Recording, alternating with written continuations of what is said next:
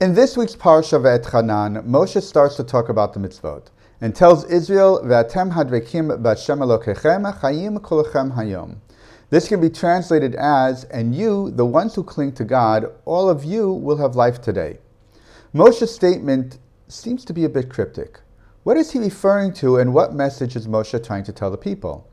Sforno says that Moshe is comparing and contrasting following God and his ways with those who had followed Baal Peor. The previous verse related that God had destroyed those who had followed Baal Peor. One of the last things to have happened in the previous book of Bamidbar was the worship by some of Israel of Baal Peor and the plague that had followed. In our verse, in contrast, Moshe is telling Israel that those who clung to God by following God's mitzvot, not only were they saved from the plague, but will have a life in the future too. Or Chaim asks, how is it that Moshe can assure Israel that those who cleave to God will have life? Or Chaim answers that it is because God is the source of life. By cleaving to God, we will be connecting ourselves to the very source of life itself. So Moshe is teaching Israel about God and the reward of filling God's mitzvot. Bechor Shor says that Moshe was not positing about the future, but was talking about past facts and events.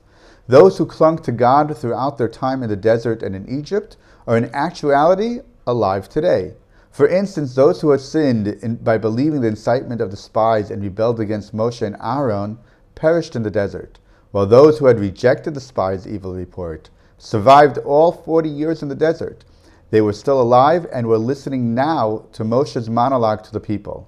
So Moshe was showing the people the benefit of following God and his mitzvot. He had protected them and kept them alive throughout their time in the desert.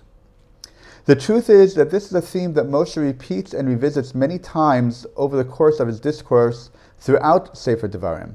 Later on in Parshat Nitzavim, for instance, Moshe places before the people a choice to choose life and good or death and evil, and exhorts the people to choose life. But how do we know what is the choice of life? It is in our Parsha that Moshe defines what is life, cleaving to God by learning about and following his mitzvot.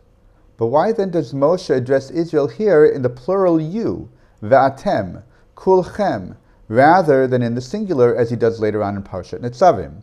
This is to show that the obligation of choosing life, of clinging to God, is on both the individual and the nation. There's a difference, however. An individual might be able to decide not to choose life, but the nation cannot. By definition, the nation as a whole will always be associated with and connected to God, as that is who we are, God's people, serving God and acting as God's nation, a priest and a light unto the nations. That will never change. But Moshe is telling us that it is up to us to learn and find out what it is that we need to do to know how to be God's people. Shabbat Shalom.